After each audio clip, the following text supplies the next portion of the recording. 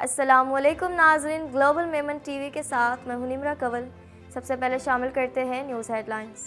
ہماری 85 نشستیں چھین کر جمہوریت پر حملہ کیا گیا، پوری قوم نے پی ٹی آئی کو ووٹ دیے۔ تحریک انصاف کے رہنماؤں کی press conference. P T I رہنما کا کہنا تھا کہ پاکستان کی تاریخ کے سب سے زیادہ دھاندلی شدہ انتخابات تھے۔ انتخابی دھاندلی کے خلاف جی ڈی اے کا جامشورو میں دھرنا، ٹریفک معطل۔ سندھ بھر سے حر فورس اور فنکشنل لیگ کے کارکنان کی آمد، دھرنے کے باعث پولیس نے ٹریفک پلان جاری کر دیا۔ پی ٹی آئی وفد اور مولانا فضل الرحمان کے درمیان حالیہ انتخابات اور سیاسی صورتحال پر گفتگو۔ پی ٹی آئی نے جے یو آئی سے عمر ایوب کو وزیر اعظم کا ووٹ دینے کے لیے حمایت مانگ لی۔ حکومت سازی کے لیے کوششیں تیز، لطیف کھوسہ اور عامر ڈوگر کا جماعت اسلامی کے رہنماؤں سے رابطہ۔ سائفر اور توشہ خانہ کیس میں بانی پی ٹی آئی کی سزا کے خلاف اپیلیں دائر۔ سائفر کیس میں بانی پی ٹی آئی کو 10 سال قید بامشقت کی سزا سنائی گئی ہے۔ سائفر کیس میں شاہ محمود قریشی کا سزا کے خلاف اسلام آباد ہائی کورٹ سے رجوع۔ بانی پی ٹی آئی کے خلاف تحریک پیپلز پارٹی نے چلائی، میں حق میں نہیں تھا۔ مولانا فضل الرحمان کا کہنا ہے کہ مینڈیٹ چوری کے خلاف ہم احتجاجی سیاست کریں گے، اب فیصلے ایوان میں نہیں میدان میں ہوں گے۔ ہیڈ لائنز آپ نے جانی اور اب خبریں تفصیل کے ساتھ۔ تحریک انصاف نے کہا ہے کہ الیکشن میں دھاندلی کر کے جمہوریت پر حملہ کیا گیا۔ انتخابات میں ہماری 179 نشستیں ہونی چاہیے تھی، 85 نشستیں چھینی گئیں۔ مزید جانیں گے اس رپورٹ میں۔ تحریک انصاف نے کہا ہے کہ الیکشن میں دھاندلی کر کے جمہوریت پر حملہ کیا گیا۔ انتخابات میں ہماری 179 نشستیں ہونی چاہیے تھیں، 85 نشستیں چھینی گئیں۔ ہمارے مسترد ووٹس کی تعداد وکٹری ووٹ سے زیادہ ہے۔ 2024 پاکستان کی تاریخ کے سب سے زیادہ دھاندلی شدہ انتخابات تھے۔ تحریک انصاف کے سیکریٹری اطلاعات رؤوف حسن نے کہا کہ انتخابات میں ہماری 179 نشستیں ہونی چاہیے تھیں، ہم سے 85 نشستیں چھینی گئیں۔ 46 نشستوں کا ڈیٹا ہمارے پاس موجود ہے اور بقیہ نشستوں کا ڈیٹا بھی ہم 24 گھنٹوں میں مکمل کر لیں گے۔ ہمارے مسترد کیے گئے ووٹس کی تعداد وکٹری ووٹ سے بھی زائد ہے۔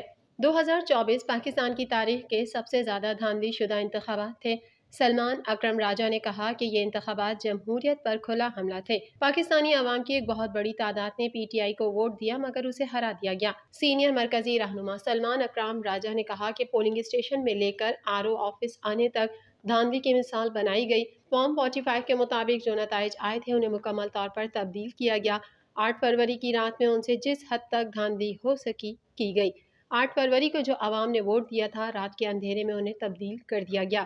عام انتخابات کے دوران سندھ میں مبینہ دھاندلی کے خلاف grand democratic alliance G D A آج جامشورو شاہراہ پر دھرنا دے رہی ہے۔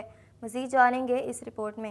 عام انتخابات کے دوران سندھ میں مبینہ دھاندلی کے خلاف گرینڈ ڈیموکریٹک الائنس آج جامشورو شاہراہ پر دھرنا دے رہی ہے۔ جی ٹی اے کی جانب سے انتخابی دھاندلیوں کے خلاف جامشورو انٹرچینج کے مقام پر دھرنا جاری ہے۔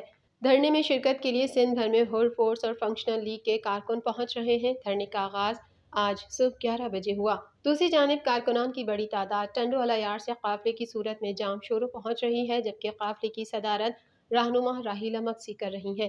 اس موقع پر رہنما شبیر شاہ راشدی کا کہنا تھا کہ ہم نے اپنی زندگی میں اتنی دھاندلی نہیں دیکھی ہے۔ اس حوالے سے موٹر وے پولیس نے اندرون سندھ سے کراچی آمد و رفت والے شہریوں کو متبادل راستے اختیار کرنے کی ہدایت کی ہے۔ جی ڈی اے دھرنے سے پیر پگاڑا، ڈاکٹر صفدر عباسی، ایاز لطیف پلیجو اور ذوالفقار مرزا سمیت دیگر اہم رہنما خطاب کریں گے۔ دھرنے کے باعث پولیس نے ٹریفک پلان جاری کر دیا اور M9 موٹر وے پر ٹریفک معطل ہو گئی ہے۔ پولیس نے کہا ہے کہ آج کراچی تا اندرون ملک آنے جانے والے M9 پر سفر سے گریز کریں۔ پولیس کے مطابق کراچی جانے کے لیے کوٹری، ٹھٹھہ، انڈس ہائی وے کا استعمال کیا جائے، جبکہ ہیوی ٹریفک M9 موٹر وے کا استعمال نہ کرے۔ موٹر وے پولیس کی جانب سے ٹریفک کو جامشورو ٹول پلازا سے براستہ کوٹری اور حیدرآباد متبادل راستے پر موڑا جا رہا ہے۔ پی ٹی آئی کی پولیٹیکل کمیٹی کے سربراہ اسد کیسر کی سربراہی میں پی ٹی آئی وفد نے جے یو آئی سربراہ مولانا فضل الرحمان سے اسلام آباد میں ان کی رہائش گاہ پر ملاقات کی۔ مزید جانیں گے اس رپورٹ میں۔ پی ٹی آئی کی پولیٹیکل کمیٹی کے سربراہ اسد کیسر کی سربراہی میں پی ٹی آئی وفد نے جے یو آئی سربراہ مولانا فضل الرحمان سے اسلام آباد میں ان کی رہائش گاہ پر ملاقات کی۔ جے یو آئی رہنماؤں حافظ حمداللہ اور ضیاء الرحمان نے پی ٹی آئی وفد کا استقبال کیا۔ پاکستان تحریک انصاف نے جمعیت علماء اسلام سے وزیر اعظم کے لیے پارٹی امیدوار عمر ایوب کو ووٹ دینے کے لیے حمایت مانگی۔ تحریک انصاف کے وفد میں عامر ڈوگر، عمر نیازی اور بیرسٹر سیف بھی شامل تھے۔ میڈیا رپورٹ کے مطابق اس ملاقات کے دوران پی ٹی آئی وفد اور مولانا فضل الرحمان کے درمیان حالیہ انتخابات اور سیاسی صورتحال پر بات چیت ہوئی۔ اس ملاقات میں حالیہ انتخابات میں مبینہ دھاندلی سمیت تحفظات پر بھی گفتگو ہوئی۔ پی ٹی آئی وفد نے بانی چیئرمین عمران خان کا پیغام مولانا فضل الرحمان تک پہنچایا۔ پی ٹی آئی وفد نے مولانا فضل الرحمان کو انتخابات میں مبینہ دھاندلی اور اپوزیشن میں ساتھ چلنے کی دعوت دی۔ پی ٹی آئی کی جانب سے حکومت سازی کے امور پر بھی تبادلہ خیال کیا گیا۔ پی ٹی آئی نے عمر ایوب کی بطور وزیر اعظم امیدوار کے لیے بھی جے یو آئی سے حمایت مانگ لی۔ پی ٹی آئی وفد اور مولانا فضل الرحمان کے درمیان ملاقات تقریباً 1.5 گھنٹہ جاری رہی۔ دوسری جانب پاکستان تحریک انصاف کے رہنما لطیف کھوسہ نے جماعت اسلامی رہنما لیاقت بلوچ سے ٹیلی فون پر رابطہ کیا، جس میں پی ٹی آئی اور جماعت اسلامی کے اتحاد سے متعلق تبادلہ خیال کیا گیا۔ میڈیا رپورٹ کے مطابق حکومت سازی کے لیے پی ٹی آئی نے کوششیں تیز کر دی۔ بانی پی ٹی آئی کی ہدایت پر تحریک انصاف کا ہم خیال جماعتوں کے ساتھ رابطوں کا سلسلہ جاری ہے۔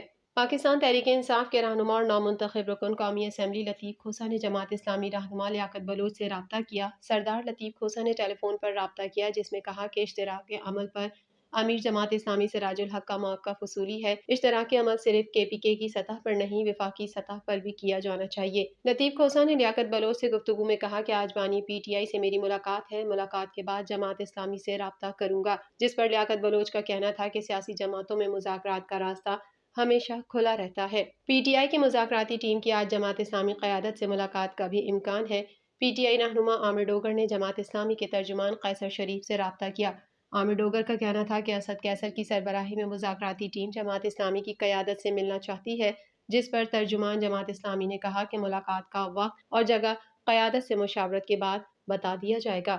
بانی پی ٹی آئی کی سائفر اور توشہ خانہ کیس میں سزاؤں کے خلاف اسلام آباد ہائی کورٹ میں اپیلیں دائر کر دی گئیں۔ مزید تفصیلات اس رپورٹ میں۔ بانی پی ٹی آئی کی سائفر اور توشہ خانہ کیس میں سزاؤں کے خلاف اسلام آباد ہائی کورٹ میں اپیلیں دائر کر دی گئیں۔ عمران خان کے وکیل لطیف کھوسہ نے عمران خان کو توشہ خانہ اور سائفر کیس میں ملنے والی سزاؤں کے خلاف اسلام آباد ہائی کورٹ میں اپیلیں دائر کرنے کی تصدیق کر دی۔ لطیف کھوسہ کا کہنا تھا کہ عدت کیس کی اپیل سیشن کورٹ میں دائر کی گئی ہے۔ عمران خان کی جانب سے بیرسٹر علی ظفر نے دونوں کیسز میں سزاؤں کے خلاف درخواست دائر کی۔ آفیشل سیکریٹ ایکٹ کی عدالت نے بانی پی ٹی آئی کو سائفر کیس میں 30 جنوری کو 10 سال قید بامشقت کی سزا سنائی تھی۔ توشہ خانہ کیس میں احتساب عدالت نے عمران خان کو 14 سال قید بامشقت کی سزا سنائی تھی۔ دوسری جانب پاکستان تحریک انصاف کے رہنما شاہ محمود قریشی نے سائفر کیس میں سزا کے خلاف اسلام آباد میں ہائی کورٹ سے رجوع کر لیا۔ اپیل میں 30 جنوری کے سزا کے حکم کو کالعدم قرار دینے کی استدعا کی ہے۔ تفصیلات کے مطابق سائفر کیس میں پی ٹی آئی رہنما شاہ محمود قریشی نے سزا کے فیصلے کے خلاف اسلام آباد ہائی کورٹ میں درخواست دائر کر دی۔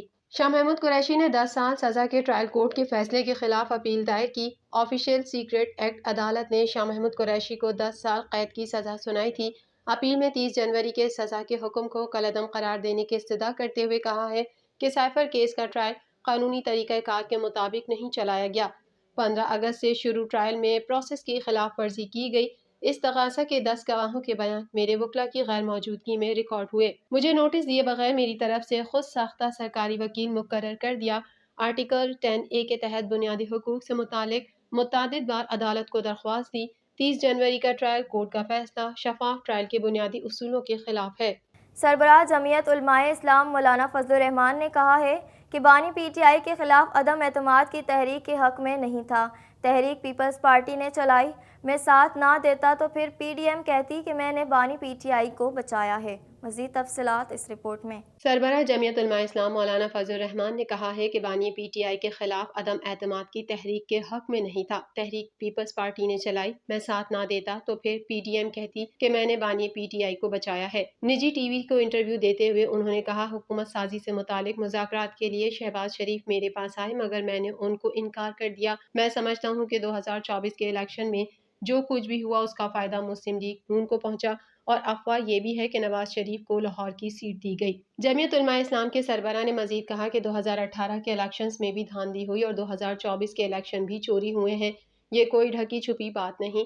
اس چوری کے خلاف ہم احتجاجی سیاست کریں گے اور اب فیصلے ایوان نہیں میدان میں ہوں گے۔ فضل الرحمان نے کہا کہ شہباز شریف کسی موقع پر استعفیٰ دینے کو تیار نہیں تھے۔ 25 مئی دھرنے کے وقت شہباز شریف کا کیس لگا ہوا تھا۔ سپریم کورٹ وزیر اعظم کو نااہل کر کے انارکی پیدا نہیں کرنا چاہتی تھی۔ تحریک انصاف کے لیے ہمارے ساتھ دھاندلی کی گئی۔ مولانا فضل الرحمان نے کہا کہ مسلم لیگ ن اور دیگر سیاسی جماعتوں نے حکومت بنانے کا فیصلہ کیا ہے تو اچھے برے کے ذمہ دار یہ خود ہوں گے۔ مجھے موجودہ پارلیمنٹ کا کوئی مستقبل نظر نہیں آ رہا۔ تحریک انصاف کے ساتھ دماغ اور سوچ کا فرق ہے جو ختم ہو سکتا ہے۔ گلوبل ویمن ٹی وی کے نیوز بلیٹن سے فی الحال اتنا ہی۔